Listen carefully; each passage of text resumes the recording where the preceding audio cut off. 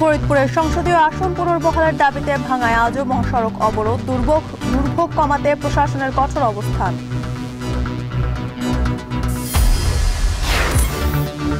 রাষ্ট্র নির্বাচনের প্রচারণার ভোটারদের মন জয়ে ব্যস্ত প্রার্থীরা। চাকসুর মনোনয়ন ফর্ম বিতরণ শেষ হচ্ছে আজ।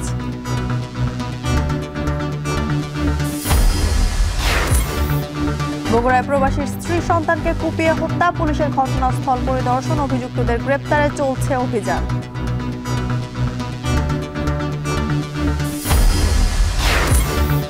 চট্টগ্রাম বন্দরে সেবা খরচ বাড়ায় ক্ষতিগ্রস্ত হবে রপ্তানি খাত, ভোক্তার ওপর চাপ পড়বে না দাবি কর্তৃপক্ষের।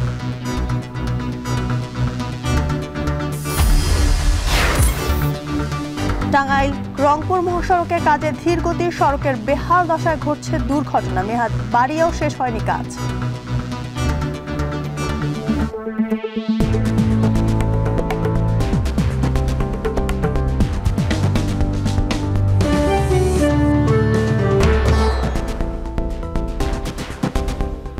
স্বাগত। এখন জনপদে পুরো আয়োজনে আপনাদের সঙ্গে আছে আমি জানসিন জুথিকা। ফরিদপুরের ভাঙা সংসদীয় আসন পুনর্বিন্যাসের দাবিতে আন্দোলন, সহিংসতার পর আজও মহাসড়ক অবরোধ করেছেন স্থানীয়রা। বন্ধ আছে ঢাকা বরিশাল মহাসড়কের যান চলাচল। অবরোধের আরও খবর জানাতে ভাঙা ইন্টারসেকশন থেকে যুক্ত হচ্ছেন ফিরদৌস সোহাগ এবং হামিরদি বাস স্ট্যান্ড থেকে যুক্ত আছেন সহকর্মী মফিজুর রহমান শিপন। শুরুতে যাব সোহাগ, আপনার কাছে জানতে চাই যে আইন শৃঙ্খলা বাহিনীর তৎপরতা সেখানে কেমন দেখছেন, জানাবেন। আপনাকে ধন্যবাদ। ব্যাপক তৎপরতা আইন শৃঙ্খলা রক্ষাকারী বাহিনীর। আমি যে জায়গাটিতে রয়েছি এই জায়গাটিতে কিন্তু আমরা দেখতে পাচ্ছি যে সেনাবাহিনী, র্যাব, পুলিশ, আনসার, বিজিবি সব ধরনের আইন শৃঙ্খলা রক্ষাকারী বাহিনীর সদস্যরা এখানে রয়েছে। আমরা একটু দেখাবার চেষ্টা করছি। আইন শৃঙ্খলা রক্ষাকারী বাহিনীর সদস্যদের তৎপরতার কারণেই কিন্তু ভাঙা দক্ষিণ পাড় বাস স্ট্যান্ড যেটি ফরিদপুরের, সেই জায়গাটিতে আমি রয়েছি। এখানে কিন্তু যানবাহন চলাচল স্বাভাবিক রয়েছে এবং আপনি যে কথাটি শুরুতেই বলেছেন যে বরিশাল এবং ভাঙা রুটে যানবাহন চলাচল কিন্তু এই মুহূর্তে স্বাভাবিক রয়েছে। তবে আমাদের অন্য প্রান্তে আমাদের সহকর্মী রয়েছেন শিপন, তিনি বলবেন সেখানকার কথা। তবে একটু জানিয়ে রাখি যে সেই প্রান্তে বন্ধ থাকলেও আমি যে প্রান্তে রয়েছি এই প্রান্তে কিন্তু যানবাহন চলাচল একেবারেই স্বাভাবিক রয়েছে। সকালবেলা আমরা এসে এখানে দেখতে পেয়েছি, আমি কথা বলেছি ফরিদপুরের জেলা প্রশাসক, ফরিদপুরের এসপির সাথে। তারা দুজনেই আমাকে বলেছেন যে আইন শৃঙ্খলা রক্ষায় তারা ব্যাপক ভূমিকা পালন করছেন এবং তাদের কথা মতো আমরা কিন্তু এই জায়গাটিতে এসে একটা জিনিস লক্ষ্য করেছি যে আইন শৃঙ্খলা রক্ষাকারী বাহিনীর তৎপরতা আজকে কিন্তু ব্যাপক। আর সে কারণেই কিন্তু ভাঙার যে বাস টার্মিনাল এলাকা, যেটিকে বলা হয় মুরগিহাটা ভাঙা বাস স্ট্যান্ড, এই জায়গাটাতে কিন্তু আজকে যারা আন্দোলনকারী তাদের তৎপরতা চোখে পড়েনি। গতকালকে কিন্তু এখানে টায়ার জ্বালিয়ে বিক্ষোভ চলেছে, ব্যাপক এখানে আন্দোলন হয়েছিল এবং এখান থেকেই কিন্তু নানান ধরনের আন্দোলনের তৎপরতা চালানো হয়েছিল। আজকে সেই জায়গাটিতে কিন্তু একেবারেই স্বাভাবিক রয়েছে। আরেকটা জিনিস জানিয়ে রাখি, আমরা এখানকার আইন শৃঙ্খলা রক্ষাকারী বাহিনীর সদস্য ছাড়াও স্থানীয়দের সাথে কথা বলে যেটি জানতে পেরেছি, তাদের মধ্যে এক ধরনের উদ্বেগ, উৎকণ্ঠা কাজ করছে। গতকালের পুলিশ কেন্দ্রে থানায় হামলার পর বাড়িতে বাড়িতে তল্লাশির খবর আমরা জানতে পেরেছি। পুলিশ তৎপর রয়েছে হামলাকারীদের শনাক্ত করতে এবং তাদের ধরার জন্য, এবং অনেকেই কিন্তু ঘর বাড়িতে না থেকে তারা কিন্তু নিজ নিজ ঘর বাড়ি ছেড়ে নানান জায়গায় তারা অবস্থান করছে, এতটুকু আমরা জানতে পেরেছি, এবং অনেকেই এলাকা ছেড়ে কিন্তু পালিয়েও গেছেন। তবে একটা জিনিস জানিয়ে রাখি যে আইন শৃঙ্খলা রক্ষাকারী বাহিনীর তৎপরতা এতই বেশি যে তারা আজকে একত্রিত হতে পারছেন না। এই কারণেই কিন্তু ভাঙা থেকে বরিশালের যে যানবাহন সেখানে কিন্তু চলাচল স্বাভাবিক রয়েছে। তবে অন্য প্রান্তের খবরটি আমাদের সহকর্মী জানাবেন। এবং একটা জিনিস জানিয়ে রাখি যে এখন পর্যন্ত আমরা সকাল থেকে দেখতে পেয়েছি যে শান্তি শৃঙ্খলা রক্ষায় আইন শৃঙ্খলা রক্ষাকারী বাহিনী তারা ব্যাপক তাদের তৎপরতা চালিয়ে যাচ্ছেন। এতটুকুই ছিল ভাঙার যে bus terminal stand, bus stand, সেখান থেকে সবশেষ খবর। এবার মনসুরাবাদে রয়েছেন আমাদের আরেকজন সহকর্মী শিপন, আপনার কাছে জানতে চাই মহাসড়কে যান চলাচল এখন বন্ধ আছে কিনা, কি দেখছেন সেখানে, আপনি জানাবেন।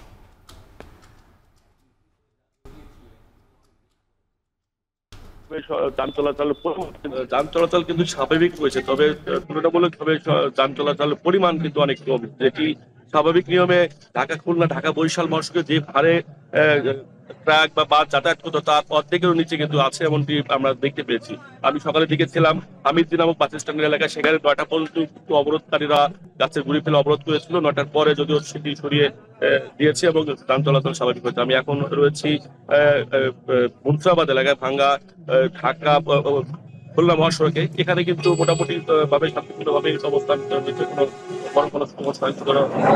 তবে আইন শৃঙ্খলা বাহিনীর তৎপরতা চোখে পড়ার মতো যা ব্যাপকভাবে মোবাইল টিম কিন্তু মুভমেন্ট করছে বিভিন্ন জায়গায়। আর আমি কথা বলেছিলাম অবরোধকারীদের সঙ্গে, কিছু সিনিয়র অবরোধকারীদের সঙ্গে। তারা বলেছেন যে আমাদের এখন 3টা দফা দাবি। আমরা একটাই, মূলত প্রথমত হচ্ছে ভাঙ্গা 4 আসন, ভাঙ্গা থেকে 2টি ইউনিয়ন কোনোভাবেই দুয়ে নেওয়া যাবে না। দ্বিতীয়ত তাদের যে নেতা সমন্বয়কারীকে আটক করা হয়েছে তাকে মামলা তাদের বক্তব্যটা হচ্ছে এমন, আমরা সরকারের কাছে টাকা পয়সা বা চার জন্য আন্দোলন করিনি, আমরা আমাদের মাটি রক্ষার জন্য আন্দোলন করেছি। কেন আমাদের মামলা দেবে, কেন আমাদের গ্রেপ্তার করা হবে? মূলত আন্দোলনকারীদের বক্তব্য এমন। তবে যদিও মহাসড়কে আন্দোলনকারী নাই, তারপরেও এক কথা ধরে রাখছি, গ্রামগঞ্জের মধ্যে কিন্তু আন্দোলনকারীরা তাদের মতো অবস্থান রয়েছে। পরিস্থিতি স্বাভাবিক হলে হয়তো যে কোনো সময় আবার তারা মাঠ নামতে পারে, এমনটি কিন্তু একটা আভাস আমরা পাচ্ছি। তো আপনাকে বলে রাখি, ফরিদপুরের জেলা প্রশাসক কামরুল হাসান মোল্লা এবং পুলিশ সুপার তারাও কিন্তু সকাল থেকেই ভাঙ্গার বিভিন্ন স্পটে ঘুরেছে এবং দিকে গেছেন। আমার সঙ্গেও কথা হয়েছে, আমার সহকর্মী কথা বলছে ফেরদাউস, ঠিক আমার সাথেও কথা হয়েছে। তারা বলেছেন যে আমরা আন্দোলনকারীদের প্রতি বারবার আহ্বান জানাচ্ছি, আপনারা শান্ত থাকুন। আমাদের কাছে নির্বাচন কমিশন যে নির্দেশনা দিয়েছে সেই নির্দেশনা মোতাবেক আমরা ইতিমধ্যে চিঠি নির্বাচন কমিশনে পাঠিয়ে দিয়েছি। জেলা প্রশাসন আশা করছে দ্রুততম সময়ের মধ্যে হয়তো ভালো একটা শুরু আসবে। তারপরে উনি বলেছেন যে 21 সেপ্টেম্বর হাইকোর্টে একটি রিট পিটিশনের শুনানি আছে, সেই শুনানিতেও আদালত কোনো নির্দেশনা দিতে পারেন হয়তো। সেটিও সর্বশেষ খবর। আন্দোলন সহিংসতার পর আজও আবার মহাসড়ক অবরোধ করেছেন স্থানীয়রা। সেই সব খবর জানাচ্ছিলেন সহকর্মীরা ফরিদপুর থেকে। রাজশাহী বিশ্ববিদ্যালয়ের ছাত্র সংসদ নির্বাচনের প্রচারণের দ্বিতীয় দিন আজ। মেঘ বৃষ্টি উপেক্ষা করে ভোটারদের দ্বারে দ্বারে যাচ্ছেন প্রার্থীরা। এ নিয়ে জানাতে রাজশাহী বিশ্ববিদ্যালয়ে আছেন রাকিবুল হাসান। রাকিব, প্রচারণা কেমন চলছে এবং প্রার্থীরা সেখানে কি বলছেন জানাবেন।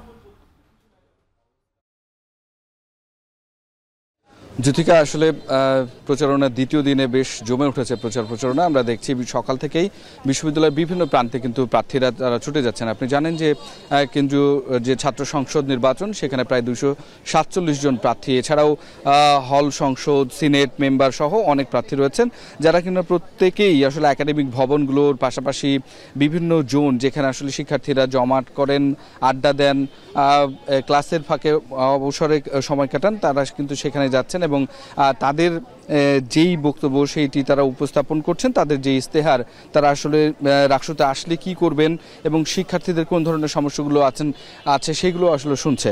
সুতরাং এই জায়গা থেকে যদি একটু বলি যে একেবারে সারা দিন সকাল থেকে আমরা দেখলাম যে বেশ জমজমাট একটি অবস্থা এবং প্রত্যেকেই কিন্তু এখানে তাদের লিফলেটগুলো দিচ্ছেন এবং নিজেদের প্রচারণা চালাচ্ছেন, ব্যালট নম্বরগুলো বলছেন। রাজশাহী বিশ্ববিদ্যালয়ে যতগুলো প্রার্থী আছে প্রত্যেকে বলছেন যে 24,000-এর যে বেশি ভোটার, সেই প্রত্যেকটি ভোটারের দ্বার প্রান্তে তারা যেতে চান, তাদের বক্তব্যগুলো উপস্থাপন করতে চান এবং সকাল থেকে আমরা সেগুলোই মূলত আসলে দেখছি। বিশ্ববিদ্যালয়ের লিচুতলা, আমতলা, টুকিটাকি থেকে শুরু করে হলের যে সমস্ত এলাকাগুলো রয়েছে সেই এলাকাগুলোতেও কিন্তু শিক্ষার্থীদের বেশ সমাগম আমরা লক্ষ্য করছি। তাদের নিজেদের পরিকল্পনা অনুযায়ী তারা প্রত্যেক ঘন্টায় ঘন্টায় কিন্তু বিভিন্ন জায়গায় প্রচারণা চালাচ্ছেন। যদি আরেকটু বিষয় বলে রাখি, রাজশাহী বিশ্ববিদ্যালয় কিন্তু পরিপূর্ণ আবাসিক বিশ্ববিদ্যালয় নয়, যার কারণে এর আশপাশে যে সমস্ত শহরের বিভিন্ন জায়গাগুলো রয়েছে, মেস এলাকাগুলো রয়েছে, সেখানেও কিন্তু প্রার্থীরা ছুটছেন এবং রাত বিরেত থেকে শুরু করে যেই সময়গুলো না আসলে তাদেরকে সেখানে পাওয়া যাবে সেখানেও কিন্তু যাচ্ছেন এবং নিজেদের প্রচারণা চালাচ্ছেন। অন্যদিকে বলে রাখি যে রাজশাহী বিশ্ববিদ্যালয়ের প্রক্টরের সাথে কিছুক্ষণ আগে আমরা কথা বলছিলাম, তিনি যেটি বলছিলেন যে প্রায় 1500-র বেশি কিন্তু আইন শৃঙ্খলা রক্ষাকারী বাহিনী এখানে নিযুক্ত করা হবে সাদা পোশাকে এবং 3 স্তরের নিরাপত্তা ব্যবস্থা গড়ে তোলা হবে যেন বিশ্ববিদ্যালয়ের নিরাপত্তা আসলে জোরদার থাকে এবং নির্বাচনের দিনে যেন কোনো ধরনের অপ্রীতিকর ঘটনা না ঘটে। রাজশাহী বিশ্ববিদ্যালয় এবং রাজশাহী মহানগরের যে ভৌগোলিক অবস্থা, সেখানে রাজশাহী বিশ্ববিদ্যালয়ের দুই প্রান্তের মানুষকে বিশ্ববিদ্যালয়ের মধ্য দিয়ে আসলে কখনো কখনো যেতে হয় এবং সেই যাওয়ার ক্ষেত্রে আসলে যে বাইরের অনুপ্রবেশ করতে হয় বাইরের মানুষগুলোকে, বিশ্ববিদ্যালয় প্রশাসন বলছে সেক্ষেত্রেও আসলে স্থানীয় নাগরিকদের কাছে তারা ওই 2 দিন 24-25 তারিখ ক্ষমা চেয়ে নেবেন এবং একই সাথে যেই গেটগুলো রয়েছে সেই গেটগুলো আসলে কড়া নিরাপত্তা ব্যবস্থা করা হবে। সুতরাং সব দিক থেকে আসলে এই যে প্রচারণা থেকে শুরু করে একেবারে নির্বাচন পর্যন্ত বিশ্ববিদ্যালয়ের পরিপূর্ণভাবে আসলে একদম লেভেল প্লেয়িং ফিল্ড রাখার জন্য কিন্তু যা কিছু করার দরকার বিশ্ববিদ্যালয় প্রশাসন সেটি করছেন। তবে এক্ষেত্রে আমরা বিএনপি প্রার্থীর থেকে কিছুক্ষণ আগে অভিযোগ শুনেছি, তারা বলছেন যে এখানে আসলে নানা ধরনের উপঢৌকনে ছড়াছড়ি হচ্ছে এবং কখনো কখনো কালো টাকার মজুদ রাখা হচ্ছে বলেও তারা অভিযোগ করেছে। তবে এই বিষয়ে লিখিত তারা এখনো পর্যন্ত নির্বাচন কমিশনকে দেয়নি, তবে তারা আশ্বস্ত হয়েছেন যে এমন কোনো অভিযোগ থাকলে নির্বাচন কমিশন খতিয়ে দেখবে। তো জুথিকার আছে বিশ্ববিদ্যালয়ের নির্বাচনী যে প্রচারণা, এই ছিল আমার কাছে সর্বশেষ। রাজশাহী বিশ্ববিদ্যালয়ের ছাত্র সংসদ নির্বাচনের প্রচারণার খবরাখবর জানাচ্ছিলেন সহকর্মী রাকিবুল হাসান। শেষ দিনে চলছে চাকসু ও হল সংসদ নির্বাচনের মনোনয়ন ফর্ম বিতরণ। এ নিয়ে আরও জানাতে চট্টগ্রাম বিশ্ববিদ্যালয় থেকে যুক্ত হচ্ছেন সহকর্মী শোয়েব রহমান। শোয়েব, এখন পর্যন্ত কয়টি মনোনয়ন ফর্ম বিক্রি হচ্ছে? ফর্ম সংগ্রহে ভিড় কেমন দেখছেন জানাবেন। যদিও আজ মনোনয়ন সংগ্রহের শেষ দিন, যে কারণে গেল 2 দিনের তুলনায় ভিড় কিন্তু স্বাভাবিকভাবে বেশি। সকাল 9:30টায় এই ফর্ম বিতরণ কার্যক্রম শুরু হয়েছে। শুরুতে বৃষ্টির কারণে কিছুটা ভিড় কম থাকলেও বেলা গড়াবার সাথে সাথে কিন্তু ভিড় বাড়ছে এবং গতকাল পর্যন্ত একটি তথ্য আমাদের হাতে আছে, সেখানে কেন্দ্রীয় সংসদ থেকে 97টি এবং ছাত্রী হল থেকে 46টি, সেই সাথে ছাত্র হল থেকে 26টি মনোনয়নপত্র বিক্রি হয়েছে এবং এই মনোনয়নগুলো যখন জমা দেয়া হবে তখন আসলে সেখানে তারা কোন পদে আবেদন করেছেন সেটির ভিত্তিতে আমরা বলতে পারবো যে আসলে ভিপি পদে, জিএস বা এজিএস পদে কে কতটি সংখ্যক আবেদন করলো। এবং আজকে এখন পর্যন্ত মনোনয়নপত্র সংগ্রহ চলছে। শিক্ষার্থীরা আসছেন দল বেঁধে কিংবা এককভাবে আসছেন এবং তারা মনোনয়ন সংগ্রহ করেছেন। এরই মধ্যে গেল 2 দিনে 3টি পরিষদ তারা প্যানেল আকারে নির্বাচন করার আগ্রহ দেখিয়েছেন এবং তারা মনোনয়ন সংগ্রহ করেছেন। তাদের মধ্যে ছাত্র ইউনিয়ন এবং ছাত্র ফ্রন্ট, এই 2টি রাজনৈতিক সংগঠনের ছাত্র সংগঠনের সম্মিলিত জোট দ্রোহ পরিষদ তারা প্যানেল আকারে নির্বাচন করার ঘোষণা দিয়েছে। এর বাইরে একটি স্বতন্ত্র শিক্ষার্থীদের প্যানেল এবং আরও একটি প্যানেলের কথা আমরা জানতে পেরেছি। তবে এর বাইরে যেই ক্যাম্পাসের অন্যান্য যে ছাত্র সংগঠনগুলো রয়েছে, বিশেষ করে ছাত্র শিবিরের ছাত্র দল, তারা কিন্তু এখন পর্যন্ত কোনো প্যানেল হিসেবে এখানে এসে মনোনয়নপত্র সংগ্রহ করেননি এবং যেহেতু আজ শেষ দিন, ধারণা করা হচ্ছে যে তারা হয়তো আজকে সেই মনোনয়নপত্রগুলো তাদের পক্ষ থেকে তারা সংগ্রহ করবেন এবং পরবর্তীতে হয়তো বা তারা তাদের প্যানেলের নাম এবং প্যানেল পরিচিতি তারা করবেন এবং শেষ দিনে ভিড় বাড়তে পারে, চাপ বাড়তে পারে। সেই কারণে নির্বাচন কমিশন কার্যালয়ে যে জায়গা থেকে মনোনয়ন বিতরণ করা হচ্ছে সেখানে কিন্তু বাড়তি জনবল নিয়োগ করা হয়েছে এবং বাড়তি জনবলের মাধ্যমে যেই ভিড় সেই ভিড় সামাল দেওয়ার চেষ্টা করা হচ্ছে। 3:30টা পর্যন্ত মনোনয়ন বিক্রয় কার্যক্রম চলবে এবং আজকের পরে সেই মনোনয়ন বিক্রির দিন আর বাড়াবার কোনো সম্ভাবনা নেই বলে নির্বাচন কমিশন থেকে জানিয়েছেন। তবে আজকে যারা আসবেন 3:30টার ভেতরে যারা নির্বাচন কমিশন কার্যালয়ে আসবেন প্রত্যেককে তারা মনোনয়ন ফর্ম বিতরণ করবেন। সেক্ষেত্রে যতটা সময় লাগে ততক্ষণ পর্যন্ত তারা মনোনয়নপত্র দেবেন বলে কিন্তু নির্বাচন কমিশনের পক্ষ থেকে আমাদেরকে জানানো হয়েছে। এবং এর সাথে সাথে যদি বলি যে নির্বাচনটি প্রায় 3 যুগ পর অনুষ্ঠিত হচ্ছে এবং সেই নির্বাচনকে ঘিরে শিক্ষার্থীদের মধ্যে উচ্ছ্বাস রয়েছে, উদ্দীপনা রয়েছে। শুরুর দিকে আমরা দেখেছি ছাত্রী সংসদ নির্বাচনে কিন্তু ছাত্রী হল সংসদ নির্বাচনে মনোনয়ন সংগ্রহের সংখ্যাটা কিছুটা কম ছিল, কিন্তু পরবর্তীতে সেটি কিন্তু ছাত্র হল সংসদের নির্বাচনের সংখ্যাকেও ছাড়িয়ে গিয়েছে। তো সবকিছু মিলে একটি উৎসবমুখর পরিবেশ বিরাজ করছে। বৈরী আবহাওয়া কিছুটা ব্যাঘাত ঘটাচ্ছে, নির্বাচন কমিশন কার্যালয়ে আসতে শিক্ষার্থীদের কিছুটা বেগ পেতে হচ্ছে, কিন্তু তারপরে আমরা দেখছি যে উৎসাহ উদ্দীপনার মধ্যে দিয়ে নির্বাচন কমিশন থেকে শিক্ষার্থীরা মনোনয়ন ফর্ম নিচ্ছেন এবং আজকে কিন্তু গতকাল থেকে মনোনয়ন ফর্ম জমা দেওয়ার কার্যক্রম শুরু হয়েছে। গতকাল শুধুমাত্র 2টি মনোনয়ন ফর্ম জমা দেওয়া হয়েছে। আজকে আমরা দেখেছি অনেকে আসছেন, তারা মনোনয়ন ফর্ম জমা দিচ্ছেন এবং আজকে যারা ফর্ম নেবেন তারা আগামীকাল পর্যন্ত কিন্তু মনোনয়নপত্র জমা দিতে পারবেন এবং আগামীকালের পর অর্থাৎ বৃহস্পতিবারে প্রাথমিক যে যাচাই বাছাই মনোনয়নপত্র সেগুলো যাচাই বাছাই করা হবে এবং এখানে যারা মনোনয়নপত্র জমা দিচ্ছেন তাদের কিন্তু ডোপ টেস্ট বাধ্যতামূলক করা হয়েছে। এখান থেকে মনোনয়ন সংগ্রহ করার পরে বিশ্ববিদ্যালয় মেডিকেল সেন্টারে যাবেন, সেখানে তারা ডোপ টেস্টের আবেদন করবেন এবং সেখান থেকে যে রসিদটি দেওয়া হবে সেই রসিদটি কিন্তু মনোনয়নপত্রের সাথে শিক্ষার্থীদেরকে এখানে জমা দিতে হচ্ছে। তো তো সবকিছু মিলিয়ে যেটি বলতে পারি যে চাকসু নির্বাচনকে ঘিরে মনোনয়ন বিক্রির যে কার্যক্রম সেটি পুরোপুরি জমে উঠেছে এবং শিক্ষার্থীদের যে আনাগোনা সেটিতে মোটামুটি একটি উৎসবমুখর পরিবেশ তৈরি হয়েছে এই অস্থায়ী নির্বাচন কমিশন কার্যালয়ে। জ্যোতিকা। চাকসু হল সংসদ নির্বাচনের মনোনয়নের ফর্ম বিতরণের শেষ দিন আজ, সে খবর জানাচ্ছিলেন সহকর্মী শোয়েব রহমান। কন্টেইনার হ্যান্ডলিং ও জাহাজ বার্থিং সহ 56টি সেবার মূল্য গড়ে 40% বাড়ানো হলেও ভোক্তার উপর কোনো চাপ পড়বে না বলে দাবি করছেন চট্টগ্রাম বন্দর কর্তৃপক্ষ। তবে বন্দর ব্যবহারকারীরা বলছেন জাহাজ হ্যান্ডলিং ও কন্টেইনার ওঠানো নামানো সহ বিভিন্ন সেবার মূল্য কোনো কোনো ক্ষেত্রে 3 থেকে 4 গুণ বাড়ানো হয়েছে, যাতে রপ্তানি খাত ক্ষতিগ্রস্ত হবে। এ নিয়ে প্রতিবেদন বানিয়েছেন হাজিরা শুলি, চলুন দেখে আসি। বেশ কয়েক বছর ধরে ট্যারিফ বাড়ানোর তোড়জোড় ছিল চট্টগ্রাম বন্দরের। 2020 সালে হালনাগাদ ট্যারিফের প্রস্তাবনা দেয় বন্দরে নিযুক্ত আন্তর্জাতিক পরামর্শক প্রতিষ্ঠান। সম্প্রতি অর্থ ও নৌপরিবহন মন্ত্রণালয়ের অনুমোদনের পর রোববার দিবাগত রাতে 56টি সেবা খাতে গড়ে 40% পর্যন্ত মূল্য বাড়িয়ে নতুন ট্যারিফের প্রজ্ঞাপন জারি করে চট্টগ্রাম বন্দর কর্তৃপক্ষ, যা কার্যকর হচ্ছে সোমবার থেকে। তবে একযোগে এত ট্যারিফ বাড়ানোয় ক্ষোভ প্রকাশ করেন বন্দর ব্যবহারকারীরা। সবচেয়ে বেশি সেবার মূল্য বেড়েছে কন্টেনার ওঠানো নামানো, পরিবহন, টাগবোট সার্ভিস ও পাইলট চার্জ, জাহাজ ভিড়ানো ও ক্রেন চার্জ। কোনো কোনো সেবার মূল্য 3 থেকে 4 গুণ বাড়ানো হয়েছে অভিযোগ করে শিপিং এজেন্টরা বলছেন, ট্যারিফ বেশি হলে জাহাজ ও কন্টেনার ভাড়া বাড়ায়, আমদানি ও রফতানিতে খরচ বাড়বে। বন্দর ব্যবহারকারী আছি যাতে করে এই ধরনের মাসুলগুলো যেন বৃদ্ধি না করা হয়। এই ধরনের মাসুল বৃদ্ধি করা মানে আপনার জাহাজ ভাড়া এবং জাহাজের উপরে যে পণ্য পরিবহন করা হবে সেগুলোর কিন্তু ব্যয় বৃদ্ধি হবে। তো এই বিষয়গুলো বিবেচনায় আনা উচিত ছিল। তো আমরা গ্যাজেটটা পেয়েছি, আমাদের সাথে যে আলোচনা ছিল সেই আলোচনায় আমরা সর্বশেষ বলেছিলাম যদি একেবারেই বাড়াতে হয় 10 থেকে 15% ঊর্ধ্বে যেন বাড়ানো না হয়। তবে আমরা আজকে গ্যাজেট দেখলাম এভারেজে তারা 41% পর্যন্ত বৃদ্ধি করেছে। তবে এখন পর্যন্ত আমরা পুরোপুরি হিসাবটা করি নাই, কোনো কোনো ক্ষেত্রে দেখা যাচ্ছে যে আরও অনেক বেশি গুণও কিন্তু তারা বৃদ্ধি করেছে।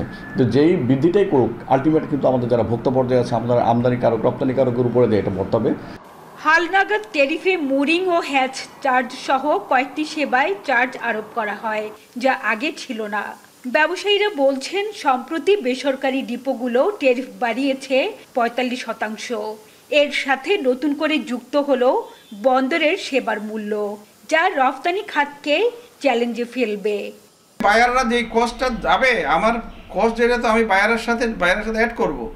বায়ার শ্রীলঙ্কা বা ইয়েতে চলে যাবে, কিছু অর্ডার চলে যাবে কস্ট বাড়লে, কারণ এ তো এখানে আসতে হবে, তার কোনো বাধ্যবাধকতা নেই, তার জন্য সারা পৃথিবী খোলা। এই জন্য আমাদেরকে শুধু দাম বাড়ালে হবে না, দেশের ইকোনমি সাস্টেন করার জন্য, রপ্তানি প্রবৃদ্ধির জন্য, বৈদেশিক মুদ্রার সচ্ছয়ের জন্য উঠে মাথায় রাখতে হবে। বন্দর কর্তৃপক্ষ বলছে 1986 সালের পর 5টি ছাড়া আর কোনো খাতে ট্যারিফ বাড়েনি। বিনিয়োগ ও পরিচালন ব্যয় বাড়ায় ট্যারিফ বাড়ানো হয়েছে। প্রতি কেজিতে মাসুল বেড়েছে 12 পয়সা করে, যাতে নিত্যপণ্যের দাম বাড়বে না। ভোক্তা পর্যায়ে এক্ষেত্রে কোনো রকম কোনো প্রভাব পড়বে না। এ কারণেই আমরা ক্যাটাগরিক্যালি বিশ্লেষণ করেছি যে চট্টগ্রাম বন্দরের চার্জ যদি হিসাব করা হয়, আমাদের কার্গোতে পার কেজিতে বর্তমান ট্যারিফে হয় মাত্র 32 পয়সা খরচ, এবং সেটা এই ট্যারিফ বৃদ্ধির ফলে হয়েছে 44 পয়সা। তার মানে মাত্র 12 পয়সা বেড়েছে পার কেজিতে। তো এটা আমার মনে হয় যে ভোক্তাদের জন্য এটা এই 12 পয়সা বেশি দেওয়ার কোনো বিষয় না। সমুদ্র পথে 99% কন্টেইনার পরিবহন হয় চট্টগ্রাম বন্দর দিয়ে। নতুন মাসুল কার্যকর হওয়ায় প্রতিটি 20 ফুট কন্টেইনারে বাড়তি দিতে হবে গড়ে 4,395 টাকা। সব মিলিয়ে কন্টেইনার প্রতি গড়ে মাসুল দিতে হবে 16,243 টাকা। হাজিরা শিউলি, এখন চট্টগ্রাম। বগুড়ায় কুয়েত প্রবাসীর স্ত্রী সন্তানকে কুপিয়ে হত্যা করেছে সন্ত্রাসীরা। এ সময় বাড়িতে না থাকায় প্রাণে বেঁচে যায় কলেজ পড়ুয়া একমাত্র মেয়ে ইলা। গতরাতে শিবগঞ্জ উপজেলার সাদুল্লাপুর এলাকায় এই হত্যাকাণ্ড হয়। পুলিশ জানায় রাতে খাবার খেয়ে ঘুমিয়ে পড়েন কুয়েত প্রবাসী ইদ্রিস আলীর স্ত্রী রানী বেগম ও তার ছেলে এইচএসসি প্রথম বর্ষের শিক্ষার্থী ইমরান। মধ্যরাতে কোনো এক সময় তাদের কুপিয়ে হত্যা করা হয় বলে জানিয়েছেন প্রতিবেশীরা। সকালে খবর পেয়ে ঘটনাস্থলে পৌঁছে মরদেহ উদ্ধার ও হত্যার কারণ অনুসন্ধানের চেষ্টা করে।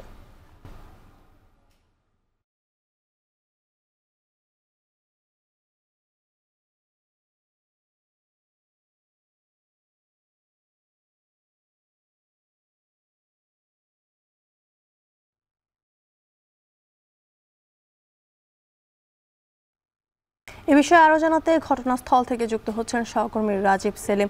রাজীব, হত্যাকাণ্ডের কারণ সম্পর্কে কিছু জানতে পেরেছেন কিনা এবং পুলিশ বা এলাকাবাসী বা কি বলছেন জানাবেন।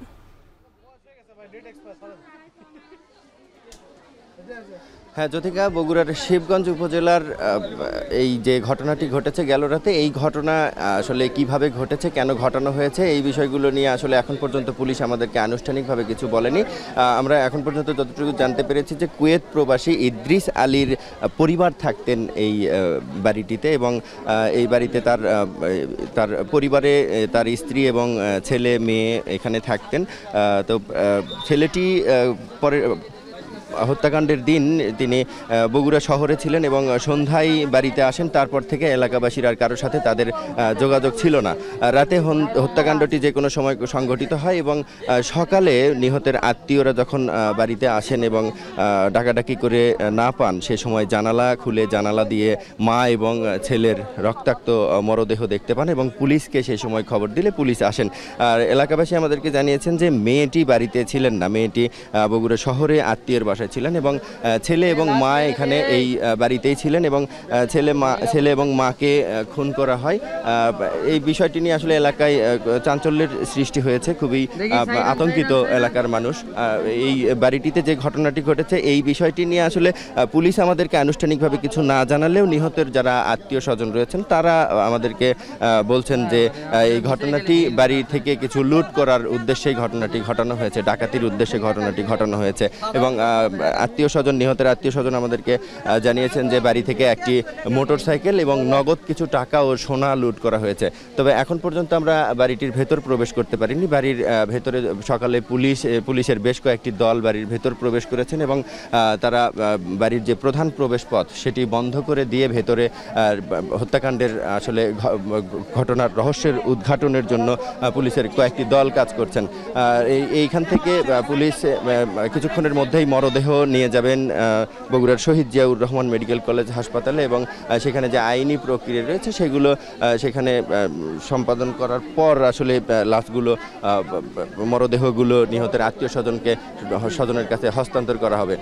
এই যে বাড়িটিতে যে যারা থাকতেন, আমি একটু আবার জানিয়ে রাখি যে কুয়েত প্রবাসী ছিলেন তার স্ত্রী, সে কারণে এলাকাবাসীও আসলে বলছেন যে যেহেতু প্রবাসীর বাড়ি এটি, সে কারণে খুব মূল্যবান সম্পদ এখানে থাকতেই পারে, সেগুলো লুটের জন্যই মূলত এরকম ঘটনা ঘটানো হয়েছে, এটি আমাদেরকে স্থানীয়রা জানিয়েছেন। এই ছিল আমার কাছে বগুড়ার এই হত্যাকাণ্ড থেকে সবশেষ জ্যোতি।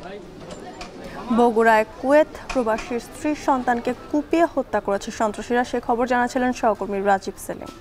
মেয়াদ বাড়িও শেষ হয়নি সাসেক 2 প্রকল্পের টাঙ্গাইল অংশের কাজ। মহাসড়কের বেহাল দশায় ঘটছে দুর্ঘটনা আর যানজট তো লেগেই আছে। এতে ভোগান্তিতে পড়তে হচ্ছে মহাসড়ক ব্যবহারকারীদের। এদিকে ঠিকাদারি প্রতিষ্ঠানের কর্মকর্তা বলছেন প্রকল্পের মেয়াদ আরও 1 বছর বাড়াতে আবেদন করা হয়েছে। দেখুন কাউসার আহমেদের প্রতিবেদনে। South Asia sub regional economic cooperation প্রকল্পের আওতায় টাঙ্গাইলের এলেঙ্গা থেকে রংপুর পর্যন্ত শুরু হয় মহাসড়ক 4 লেনে উন্নীতকরণের কাজ। এরই মধ্যে মহাসড়কটির সিরাজগঞ্জ রংপুর অংশের কাজ প্রায় শেষ হলেও টাঙ্গাইল অংশের কাজ বাকি অর্ধেকেরও বেশি। এলেঙ্গা অংশে ফ্লাইওভারের নির্মাণ কাজ চলমান থাকলেও এখনও শুরু হয়নি 2টি আন্ডারপাসের কাজ। বেহাল মহাসড়কে প্রতিনিয়তই ঘটছে দুর্ঘটনা, সৃষ্টি হচ্ছে তীব্র যানজট। যাতায়াতের বাড়তি সময়ের পাশাপাশি বাড়ছে পরিবহন খরচ। এতে চরম ভোগান্তিতে পড়েছেন মহাসড়ক ব্যবহারকারীরা। কাজটা সুবিধা শেষ হলে দ্রুত তার নির্দিষ্ট লক্ষ্যে পৌঁছাতে পারবো, তারপরে অ্যাক্সিডেন্টের ভয় থাকবে না। হ্যাঁ, তারপরে হলো আমরা যে জ্যাম থাকবে না। সাধারণত এই দুর্ঘটনাই বেশি ঘটতেছে, আপনার চলাফেরা তো এটা মনে করেন এই খুব সমস্যাই, এটা দ্রুত কাজ শেষ হলে এটাই লেগে আমরা চাইতেছি এটা দ্রুত কাজ শেষ হোক। যানজটের মধ্যে একটা রুগী হসপিটাল নেবো, উত্তরবঙ্গ থেকে ঢাকা যাবে, দেখেছে যে রাস্তা খারাপের জন্য রাস্তা কাজ শেষ হওয়ার মতো যানজটে বসে থাকে, দেখা যায় একটা দুর্ঘটনা ঘটতেই পারে, রাস্তার মধ্যে রুগী মারা যায়। দিন রাত 24 ঘন্টা জাম চলে, দুর্ঘটনা বেশি হতেছে, মনে করেন আমরা ভোগান্তি বেশি হতেছি। যত দুর্গতির কাজ হবে তত তাড়াতাড়ি আমাদের লাগে সুবিধা হবে, সময়ের অনেক দাম আছে, সময় আমরা মাল ঠিক মতো পৌঁছাইতে পারবো। যাত্রী আর চালকদের সুবিধার্থে রাস্তাটা তাড়াতাড়ি যদি শেষ করতে পারতো তাহলে আমাদের ভোগান্তিটা কমে যেত। একটা জীবন চলে যায়, দুর্ঘটনা ঘটুক, মালিকের ক্ষতি হোক, জনগণের ক্ষতি হোক, এটা আমরা চাই না। এই ফ্লাইওভারের কাজ এলাঙ্গা থেকে যমুনা সেতুর পূর্ব প্রান্ত পর্যন্ত দ্রুত শেষ করার জন্য জোরালোভাবে অনুরোধ রাখছি। ঠিকাদারি প্রতিষ্ঠানের কর্মকর্তারা বলছেন প্রকল্পের মেয়াদ আরও 1 বছর বাড়াতে এরই মধ্যে আবেদন করা হয়েছে। পেমেন্ট ওয়ার্ক, রিজিট পেমেন্টের কাজগুলো আমাদের চলমান রয়ে আছে। এছাড়াও এলেঙ্গা পয়েন্টে আমাদের যে প্রজেক্টের শুরুতে এলেঙ্গা পয়েন্টে আমাদের ফ্লাইওভারের কাজ শুরু হয়েছে, পাইলিংয়ের কাজ চলতেছে, পাইল ক্যাপের কাজও হয়েছে, কলামের কাজ চলতেছে। ইনশাল্লাহ আশা করতেছি আমাদের আগামী 26-এর মধ্যে পুরো কাজটাই সম্পূর্ণ হবে। সাসেক 2 প্রকল্পের এই মহাসড়কের টাঙ্গাইল অংশে প্রতিদিন গড়ে যাতায়াত করে প্রায় 25,000 যানবাহন। এখন টাঙ্গাইল। ময়মনসিংহ সদরের দাপুনিয়া বাজারে যানজটের ভোগান্তি কমাতে কাজ করছে বিভিন্ন স্বেচ্ছাসেবী সংগঠন। এতে যানজটের ভোগান্তি অনেকটাই কমেছে। এ নিয়ে বিস্তারিত জানাতে দাপুনিয়া বাজার থেকে যুক্ত হচ্ছেন সহকর্মী ইমতিয়াজ আহমেদ। ইমতিয়াজ, জানাবেন এখন যানজটের কি অবস্থা এবং সামাজিক সংগঠনগুলোর এমন উদ্যোগে কি বলছেন যাত্রী সাধারণরা? যদি আমি রয়েছি ময়মনসিংহ সদরের অত্যন্ত গুরুত্বপূর্ণ একটি সড়ক দাপুনিয়া বাজার এলাকায়, এবং এই দাপুনিয়া বাজারে এসে দুর্ভোগে পড়েনি, যানজটে পড়েনি, ঘন্টার পর ঘন্টা এমন মানুষ কিন্তু খুঁজে পাওয়া একেবারেই ভার। এমনকি এই যানজটে পড়ে মৃত্যু পর্যন্ত হয়েছে রোগীর। মূলত এইদিকে যদি বলতে চাই, টাঙ্গাইলের গারো বাজার থেকে কেশরগঞ্জ ফুলবাড়িয়া হয়ে ময়মনসিংহে যাওয়ার পথে এই বাজারটি পড়ে। অন্যদিকে যারা মুক্তাগাছার একটি অংশ রয়েছে তারা যদি ময়মনসিংহে যান তারাও এই সড়ক ব্যবহার করেন, আবার অন্যদিকে ত্রিশালের চুরখায়ের পরের যে এলাকাগুলো রয়েছে তারা ময়মনসিংহে যাওয়ার পথে এই বাজারটি ব্যবহার করেন, এই রাস্তাটি ব্যবহার করেন, যার ফলে এই রাস্তাটি অত্যন্ত গুরুত্বপূর্ণ এবং এখানে দীর্ঘক্ষণ যানজট লেগে থাকতো। আমরা দেখতে পাচ্ছি যে 5 আগস্টের পর থেকে এই যানজট মুক্ত করার জন্য এই বাজারের যে ঘাগরা এবং দাপুনিয়া অনলাইন গ্রুপ রয়েছে, সেই গ্রুপের একেবারে ছায়াতলে এই বাজার ব্যবসায়ী, বিভিন্ন শিক্ষার্থীরা রয়েছেন, পাশাপাশি শিক্ষকরা রয়েছেন, বিভিন্ন রাজনৈতিক সংগঠনের নেতাকর্মীরা রয়েছেন, তারা সকল মিলে কিন্তু আসলে এখানে ভলান্টিয়ারি করছেন এবং এখানে যে ট্রাফিক যে ব্যবস্থা সেটি কিন্তু তারা নিয়ন্ত্রণ করে যাচ্ছেন। তাদের একটি প্রাণের দাবি যে এই দাপুনিয়া বাজারের 2 পাশে যে ড্রেনেজ ব্যবস্থা সেটিকে উন্নতকরণ করা, একেবারে নেই বললেই চলে, সেগুলো ব্যবস্থা করা। পাশাপাশি যে অবৈধ ফুটপাতগুলো রয়েছে, যার কারণে যেগুলো নিয়ম বহির্ভূতভাবে 4 লাখ 5 লাখ টাকা করে পজিশন ভাড়া দিয়ে কিন্তু নিয়ম বহির্ভূতভাবে মাসের পর মাস, বছর পর বছর কিন্তু ফুটপাতগুলো দখল হয়ে রয়েছে, সেগুলো উচ্ছেদের ব্যাপারে কিন্তু তারা দাবি জানাচ্ছেন। এবং পাশাপাশি একটি পুলিশ বক্স, একটি ট্রাফিক মোড় যদি এখানে থাকে তাহলে এই যানজট থেকে তারা রক্ষা পাবে। এবং 5 আগস্টের পর থেকে তারা 2 গ্রুপে মূলত এটি যানজটটি তারা নিরসন করার চেষ্টা করছেন। সকালে 20 জনের একটি গ্রুপ কাজ করেন, যেহেতু সকালবেলা আমরা দেখেছি অফিসগামী লোক থাকে, শিক্ষার্থীরা থাকে, রোগীরা থাকে, বিভিন্ন যানবাহন থাকে। বিশেষ করে ঢাকা ময়মনসিংহ রোডে প্রায় কয়েকশো দূরপাল্লার গাড়ি কিন্তু এই পথ ধরে যাতায়াত করে, যার কারণে কিন্তু যানজটটা আরও বেশি দেখা যায়। এবং বিভিন্ন পণ্যবাহী যে গাড়িগুলো রয়েছে সেগুলো ট্রাক থেকে শুরু করে পিকআপ থেকে শুরু করে সেগুলো কিন্তু চলাচল করে, এবং এই জন্য কিন্তু যানজটটা সৃষ্টি হয়। এবং সেগুলো নিরসনের লক্ষ্যে কিন্তু এই যে ভলান্টিয়ার যারা রয়েছেন, স্বেচ্ছাসেবী সংগঠনের যারা রয়েছেন, তারা কিন্তু এই কাজ করে যাচ্ছেন, এবং যার ফলে যানজটটা 5 আগস্টের পর থেকে অনেকটাই কিন্তু কমতে শুরু করছে। তারপরেও বিভিন্ন সময় কিন্তু তীব্র যানজট লেগে যায়, বিশেষ করে বৃহস্পতিবার সকাল বা সন্ধ্যার আগ মুহূর্তে কিন্তু যানজট সৃষ্টি হয়, এবং সেগুলো নিরসনে কাজ করছেন। তবে সাধারণ মানুষ যেটা বলছেন যে এটা একটা টেকসই সমাধানের আসার দরকার, এবং যার জন্য তারা আসলে প্রশাসনের হস্তক্ষেপ চাচ্ছেন, একটি ট্রাফিক ব্যবস্থার এখানে চাচ্ছেন, যাতে একটি ট্রাফিক ব্যবস্থা যাতে এখানে গড়ে ওঠে, এবং পাশাপাশি একটি ট্রাফিক মোড় যাতে হয়, এবং ড্রেনেজ ব্যবস্থাগুলো, এবং অবৈধভাবে যে 2 পাশে যে রাস্তা দখল করে যে অবৈধভাবে যে দোকানগুলো গড়ে উঠেছে সেই দোকানগুলোর বিষয়ে আসলে সাধারণ যারা মানুষ রয়েছেন তারা কিন্তু একটা ব্যবস্থা গ্রহণ করার কথা বলছেন। এবং সাধারণ যারা এই স্বেচ্ছাসেবী সংগঠনে যারা রয়েছেন তারা বলছেন যে তারা এতদিন পর্যন্ত কাজ করে এসেছেন, সামনেও তারা এই দাপুনিয়াকে যানজট মুক্ত করার জন্য কাজ করে যাবেন, এবং এই আশাবাদ তারা কিন্তু ব্যক্ত করছেন। তারপরও পাশাপাশি প্রশাসন যেন এখানে দ্রুত হস্তক্ষেপ করেন এবং যানজট নিরসনে যেন দ্রুত কাজ করে, এবং সাধারণ মানুষও কিন্তু সেটা চাচ্ছে। সব মিলিয়ে এই ছিল ময়মনসিংহের দাপুনিয়া বাজার থেকে যানজট নিরসনে সাধারণ বিভিন্ন স্বেচ্ছাসেবী সংগঠনের উদ্যোগের সর্বশেষ খবর আমার কাছে। জ্যোতি। ময়মনসিংহের দাপুনিয়া বাজার থেকে যুক্ত ছিলেন সহকর্মী ইমতিয়াজ আহমেদ। বরগুনায় ডেঙ্গু আক্রান্ত হয়ে গতকাল এক নারীর মৃত্যু হয়েছে। এ নিয়ে চলতি বছর মৃতের সংখ্যা দাঁড়িয়েছে 47 জন। এছাড়া আক্রান্ত 6500-এর বেশি। ডেঙ্গু পরিস্থিতির বিস্তারিত জানাতে বরগুনা সদর হাসপাতাল থেকে যুক্ত হচ্ছেন সহকর্মী জিয়াদ মাহমুদ। জিয়াদ, হাসপাতালে চিকিৎসা সেবায় কোনো সংকট রয়েছে কিনা, রোগী ও তাদের স্বজনরাই বা কি বলছেন জানাবেন। জ্যোতিকা, মৃত্যুর মিছিল যেমন বাড়ছে তেমনি আক্রান্তের সংখ্যাও বাড়ছে, এবং বিশেষজ্ঞরা গত মাসের শুরুতে সতর্কবার্তা দিয়েছিলেন যে সেপ্টেম্বরের শুরু থেকে ডেঙ্গু আক্রান্তের সংখ্যা পুনরায় বাড়তে পারে, এবং সেটি কিন্তু হয়েছে। আমি যদি আপনাকে গত 4 দিনের ডেঙ্গু আক্রান্তের পরিসংখ্যান জানিয়ে রাখি, তাহলে দেখা যাবে যে 13 সেপ্টেম্বর আক্রান্তের সংখ্যা ছিল 44 জন, 14 সেপ্টেম্বর 58 জন, এবং গতকাল 15 সেপ্টেম্বর আক্রান্তের সংখ্যা ছিল 55 জন, এবং আজকে সকাল 11টা পর্যন্ত গত 24 ঘন্টায় নতুন করে 66 জন ডেঙ্গু রোগী শনাক্ত হয়েছে। দেখা যাচ্ছে যে গত 4 দিনে 223 জন ডেঙ্গু রোগী শনাক্ত হয়েছে বরগুনায়, এবং এই একজনের মৃত্যু হয়েছে। আপনি যেমনটি বলেছিলেন, গতকাল এক নারী ডেঙ্গু আক্রান্ত হয়ে তিনি মারা গিয়েছেন, এবং এই মৃতের সংখ্যা হিসেবটি আপনাকে জানিয়ে রাখি যে বরগুনা সদর হাসপাতাল কিংবা অন্যান্য স্বাস্থ্য কমপ্লেক্সে যারা মারা গিয়েছেন তাদের সংখ্যা 9 জন, এবং অন্যত্র চিকিৎসা নিতে গিয়ে কিংবা বাড়িতে চিকিৎসারত অবস্থায় যারা মারা গিয়েছেন তাদের সংখ্যা 38 জন। দেখা যাচ্ছে যে এবছরে মোট আক্রান্তের সংখ্যা গিয়ে দাঁড়ালো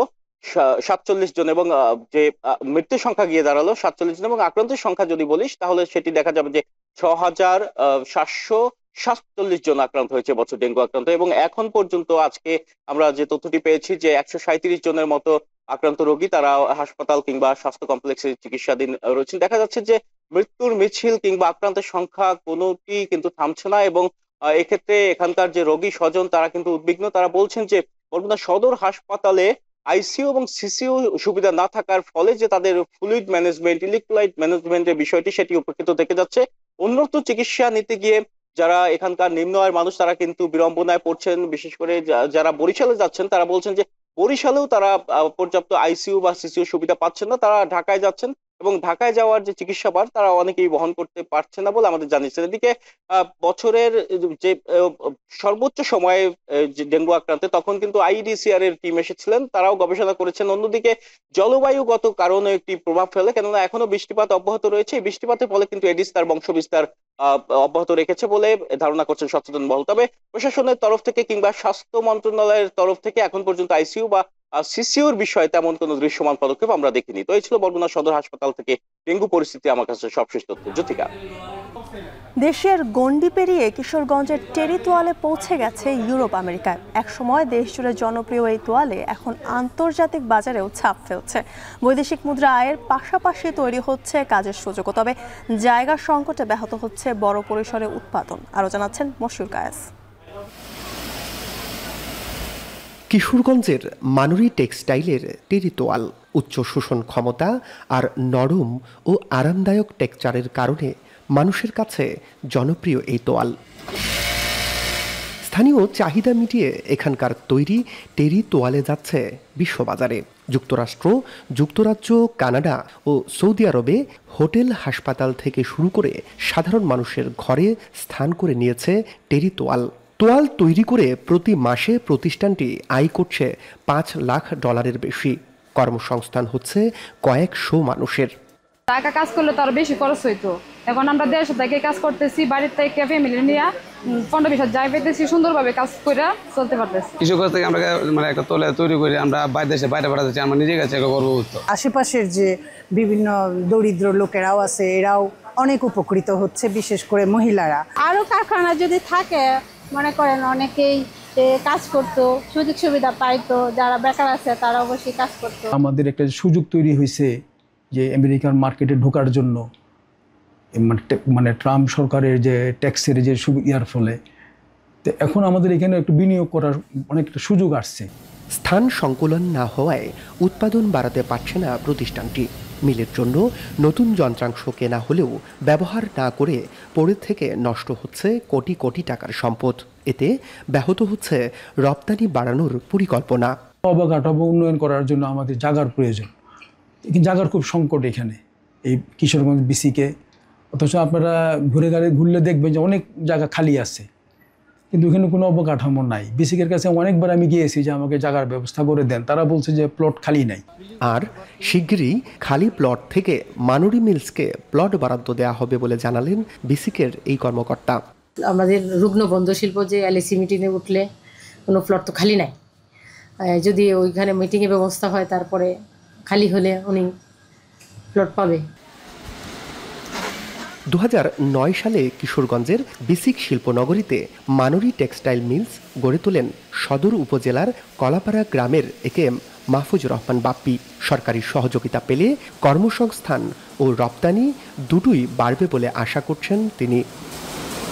কিশোরগঞ্জেই এখন তৈরি হচ্ছে বিশ্বমানের টাওয়ার, যা বিদেশে রপ্তানি করে আয় হচ্ছে প্রচুর বৈদেশিক মুদ্রা, বাড়ছে কর্মসংস্থান। বিশ্ববাজারে এর ব্যাপক চাহিদা থাকা সত্ত্বেও শুধুমাত্র জায়গা সংকুলানে পিছিয়ে আছে এই প্রতিষ্ঠানটি।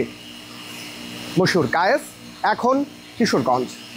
কক্সবাজারের পাইকারি মাছ বাজারে সরবরাহ বেড়েছে। সকাল থেকেই বিভিন্ন প্রজাতির মাছ ভর্তি ট্রলার ঘাটে ফিরছে। বিস্তারিত জানাতে কক্সবাজার মৎস্য অবতরণ কেন্দ্র থেকে যুক্ত হচ্ছেন সহকর্মী মন্তোষ বেদজ্ঞ। মন্তোষ, বাজারে মাছের সরবরাহ বাড়ায় দামে কেমন প্রভাব পড়েছে এবং এই দাম নিয়ে ক্রেতারাই বা কি বলছেন জানাবেন।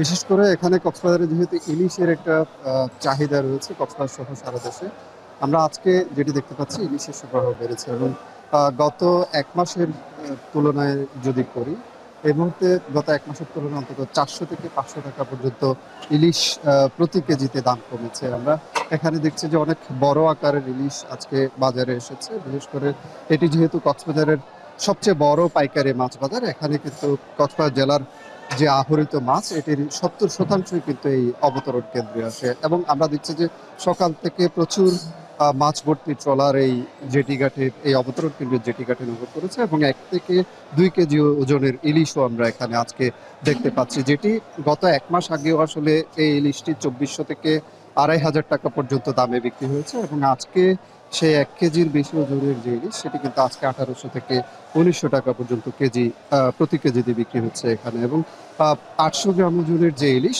সেটি আগে যেখানে 1800 থেকে 1900 টাকা পর্যন্ত প্রতি কেজি বিক্রি হচ্ছে, সেটি আজকে এখানে 1500 থেকে 1600 টাকা পর্যন্ত প্রতি কেজি বিক্রি হচ্ছে। এবং 400 থেকে 500 গ্রাম ওজনের যে ইলিশ সেটি আজকে বিক্রি হচ্ছে 550 থেকে 600 টাকার মধ্যে, যেটি আগে বিক্রি হচ্ছে 700 থেকে 800 টাকা পর্যন্ত। এবং একেবারে যে ছোট সাইজের যে ইলিশ জাটকা, সেটিও কিন্তু এখানে আজকে আমরা অনেক দেখতে পাচ্ছি এবং সেটি 400 থেকে 500 টাকা প্রতি কেজি কিন্তু এখানে বিক্রি হচ্ছে। এর বাইরে এখানে আমরা দেখতে পেয়েছি কোরাল বিক্রি হচ্ছে 700 থেকে 750 টাকা প্রতি কেজি, যেটি আগে 800 টাকায় বিক্রি হচ্ছে। রূপচাঁদা বিক্রি হচ্ছে 1200 থেকে 1300 টাকা প্রতি কেজি, যেটি আগে কিন্তু 1500 থেকে 1600 টাকা পর্যন্ত বিক্রি হয়েছে। এবং এই যে দাম কিছুটা কমছে, এটি ক্রেতারা কিন্তু এটি নিয়ে সন্তুষ্টি প্রকাশ করেছে। তবে তারা আসলে পুরোপুরি যে সন্তুষ্টির জায়গা মাছের দাম নিয়ে, সেটি কিন্তু এখন তারা বলছেন যে দাম আরো অনেক কমা উচিত। যদি সাগরে মাছ বেশি ধরা পড়ে,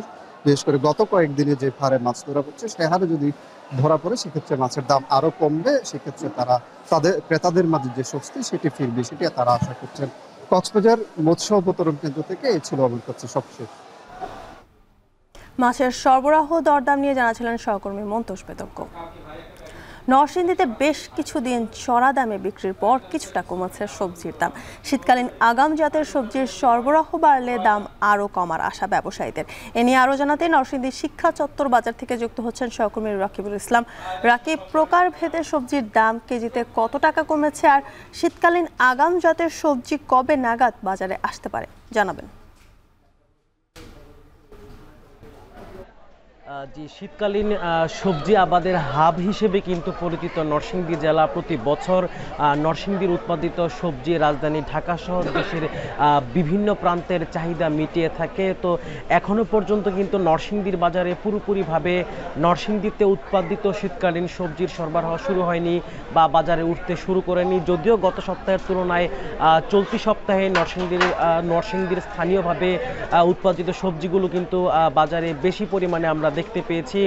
দাম কিছুটা কমেছে। আমি যদি একটু দরদামের পার্থক্যটি তুলে ধরি, গত সপ্তাহে যে কাঁকরোল বিক্রি হয়েছে 65 টাকা, চলতি সপ্তাহে কিন্তু সেটি 5 টাকা কমে বিক্রি হচ্ছে 60 টাকা কেজি। এছাড়া লাল শাকের দাম কমেছে কেজিতে সর্বোচ্চ 20 টাকা পর্যন্ত, 80 টাকা কেজির লাল শাক কিন্তু চলতি সপ্তাহে এসে বিক্রি হচ্ছে 50 টাকা। লাউ মাঝারি আকারের যেটি গত সপ্তাহে বিক্রি হয়েছে 70 টাকা, চলতি সপ্তাহে সেটি 55 থেকে 60 টাকার মধ্যে বিক্রি হচ্ছে।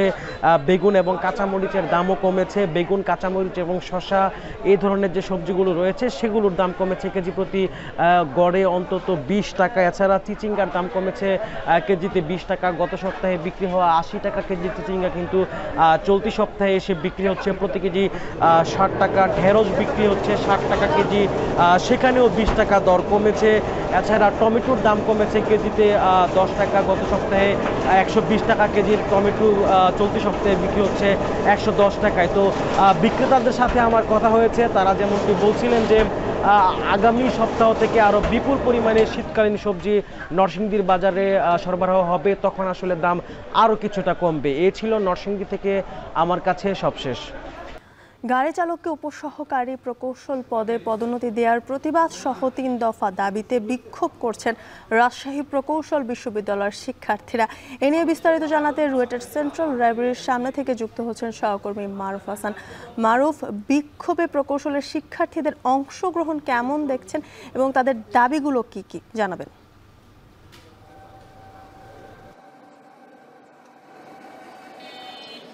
জ্যোতিকা, কিছুক্ষণ আগেই রাজশাহী প্রকৌশল ও প্রযুক্তি বিশ্ববিদ্যালয় সেন্ট্রাল লাইব্রেরি থেকে সামনে থেকে কিন্তু একটি বিশাল আকারের বিক্ষোভ মিছিল রুয়েটের শিক্ষার্থীরা বের করেছেন। এখানে তাদের যে দাবি, সেই দাবিগুলো আগে থেকেই ছিল। মূলত 3টি দাবি নিয়ে তারা মূলত তাদের এই আজকের বিক্ষোভ মিছিলটি চালনা করছেন এবং আমরা জানি যে গত বেশ কয়েকদিন ধরে তারা এই দাবি উত্থাপন করে আছেন। 3 দফার দাবির প্রথম দাবিটি হচ্ছে নবম গ্রেড সবার জন্য উন্মুক্তকরণ করতে হবে, যাতে সবাই পরীক্ষা দিয়ে সেখানে চাকরির সুবিধা পায়। পাশাপাশি ওইখানে যে ডিপ্লোমাদের কোটা আছে সেই কোটা বাতিল করতে হবে। দ্বিতীয় যে দাবিটি তাদের, সেটি হচ্ছে 10ম গ্রেডে সবার জন্য উন্মুক্ত করে দিতে হবে এবং শেষে আরেকটি তৃতীয় দফা যে দাবিটি, সেটি হচ্ছে শুধুমাত্র বিএসসি ইঞ্জিনিয়ারিং ছাড়া কেউ ইঞ্জিনিয়ার শব্দটি ব্যবহার করতে পারবে না, এমনটিও কিন্তু তারা দাবি উত্থাপন করছেন। পাশাপাশি আপনি জানেন যে বেবজার গাড়ি চালককে এখানে কিন্তু উপসহকারী প্রকৌশলী পদে পদোন্নতি দেওয়া হয়েছে, তারও প্রতিবাদে কিন্তু মূলত এখানে শিক্ষার্থীরা আজকে যে বিক্ষোভ মিছিল সেটি কিন্তু করছে। তারা সেন্ট্রাল লাইব্রেরি থেকে শুরু করে রাজশাহী বিশ্ববিদ্যালয়ের প্রধান ফটক দিয়ে তারা বিনোদপুর গেটে অবস্থান নেবেন এবং সেখানেও কিন্তু রাজশাহী প্রকৌশল বিশ্ববিদ্যালয় সহ এখানে রাজশাহী বিশ্ববিদ্যালয়ের যারা প্রকৌশল ইঞ্জিনিয়ারিং শিক্ষার্থী আছে তারাও কিন্তু সেখানে অংশগ্রহণ করবে বলে আমরা জানিয়েছি। আপনি দেখতে পাচ্ছেন যে রাজশাহী কাজলা গেট থেকে সামনে যে রোডটি আছে সেখানে কিন্তু বিশাল একটি বিক্ষোভ মিছিল নিয়ে তারা কিন্তু রাজশাহী বিশ্ববিদ্যালয়ের প্রধান ফটকের দিকে অগ্রসর হচ্ছে। মূলত তাদের এই 3 দফা দাবির সঙ্গে অন্যান্য যে অপ্রাসঙ্গিকতা রয়েছে ইঞ্জিনিয়ারদের, সেইগুলো যাতে দ্রুত সময়ের মধ্যে পূরণ করে তাদের যে যৌক্তিক দাবি সেটি মেনে নেওয়া হয়, এমনটি কিন্তু প্রত্যাশা করছেন। জ্যোতিকা, এই ছিল আমার কাছে রাজশাহী রুয়েটের বিক্ষোভ মিছিল থেকে সবশেষ তথ্য। রুয়েটের সেন্ট্রাল লাইব্রেরির সামনে থেকে যুক্ত ছিলেন সহকর্মী মারুফ হাসান। আবহাওয়া অনুকূলে থাকায় পাবনায় আগাম শীতকালীন সবজি শিম চাষ করছেন অনেকেই। অধিক লাভজনক হওয়ায় শিম চাষ বেছে নিচ্ছেন কৃষকরা। তবে ভালো দাম না পাওয়ায় দুশ্চিন্তা ও হতাশায় দিন কাটছে তাদের। কৃষকদের কারিগরি পরামর্শের পাশাপাশি সহযোগিতার কথাও জানান কৃষি বিভাগ। মাসুদ রানার তথ্য ও ছবিতে বিস্তারিত। বিস্তীর্ণ মাঠে থোকায় থোকায় ফুটে আছে আগাম শীতকালীন সবজি শিমের ছোট বেগুনি ফুল, যেখানে সকাল থেকেই মাঠে চোখে পড়বে কৃষকের কর্মব্যস্ততা।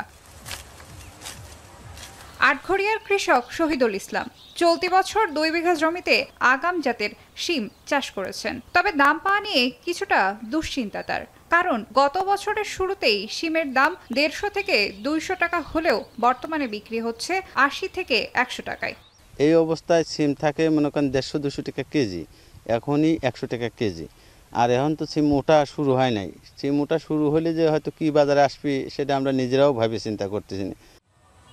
শহীদুলের মতো অনেকেই যারা শিমের চাষ করে দুশ্চিন্তায় আছেন, তারা জানান আগের চেয়ে দাম কমায় ফসলের খরচ তোলায় কষ্টসাধ্য হয়ে পড়েছে। এছাড়া ব্যবসায়ীদের সিন্ডিকেট, সার, বীজ ও কীটনাশকের দাম বাড়ায় উৎপাদন খরচ বেড়েছে দ্বিগুণ। সিম মনে করেন যে দাম, যে পরিস্থিতি, মনে করেন অবস্থা কৃষকের মনে করেন গ্যাস ভরে খায় মনে করেন মরে যাওয়া মনে করেন ভালো। এখন তো সিমের দাম সর্বোচ্চ 200 হওয়ার দরকার, সেই সিম এখন 90 টাকা, তাহলে কৃষক মরে শেষ। সার বিষের যে দাম, মনে হয় না যে আমরা এবার লাভবান হতে পারবো। সিমি যে খরচ, কিন্তু দাম আজ পড়ে গেছে, এরম পড়ে গেলে তো কৃষকের কিছু থাকে না। কৃষি বিভাগের কর্মকর্তা জানান, শিম চাষে কৃষকদের কারিগরি পরামর্শের পাশাপাশি সব ধরনের সহযোগিতা দেয়া হচ্ছে। কৃষকরা তাদের সিমের মাঠে তারা তাদের কার্যক্রমে ব্যস্ত আছে। আমরা কৃষি বিভাগের পক্ষ থেকে তাদেরকে বিভিন্নভাবে কারিগরি যে পরামর্শগুলো আমরা কৃষি বিভাগ দিয়ে যাচ্ছি। চলতি বছর পাবনায় ৩,২১২ হেক্টর জমিতে শিমের চাষ হয়েছে, যার বাজার মূল্য অন্তত ৩৩৩ কোটি ১৩ লাখ ৫০ হাজার টাকা। এখন পাবনা। এই ছিল এখন সকালে। শেষ করছি এখন জনপদ, তার আগে শিরোনামগুলো আরও একবার। প্রশাসনের কঠোর অবস্থানে ফরিদপুরের ভাঙায় দাঁড়াতে পারেনি আন্দোলনকারীরা, ঢাকা বরিশাল রুটে যান চলাচল স্বাভাবিক।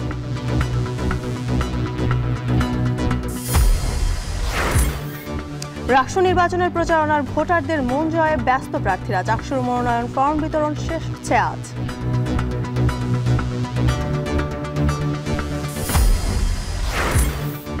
বগুড়ায় প্রবাসীর স্ত্রী সন্তানকে কুপিয়ে হত্যা, পুলিশের ঘটনাস্থল পরিদর্শন, অভিযুক্তদের গ্রেপ্তারে চলছে অভিযান।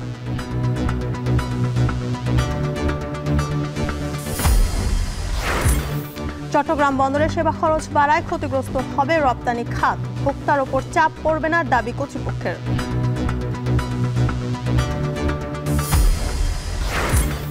টাঙ্গাইল রংপুর মহাসড়কে কাজে ধীর গতি, মহাসড়কের বেহাল দশায় ঘটছে দুর্ঘটনা, মেয়াদ বাড়িয়েও শেষ হয়নি কাজ।